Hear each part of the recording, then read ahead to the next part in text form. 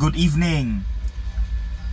Diri sa Ebanghelyo karong adlaw, ang atong Ginoong Hesus miuli sa ilaha, sa iyang hometown. Pero imbes i-welcome siya sa iyang mga kababayan, gisalikway manoon nila siya, gi-reject nila siya. Kay lagi, familiar na kaayo sila sa iyaha ug sa iyang pamilya. Mao gani nga nakapangutana sila, di ba ag anak man na ni Jose ag karpentero ba ag atong silingan? Mao nang wala na sila maminaw kaniya. Mga igsuon, gakahitabo ra ba pud na karong panahon na.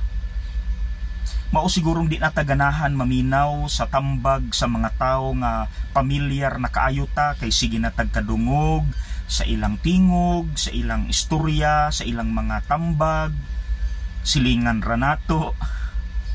Familiar na kaayo ta. Pero remember, God works in the simple and in the familiar. Maunang karon ko kasabot nga naay mga ginikanan nga nitambag sila sa ilang mga anak. Pero ang anak mutabo na sa dalunggan, di na ganahan maminaw, balik-balik lagi, balik-balik ang tambag, puol na kay paminawon, sumo na kay paminawon. Pero later on, sakto ang inahan, sakto ang amahan, ug kasagarang madunggan na wa manggod ka maminaw nako. Niingon na bitaw ko nimo og sa diha. That's it.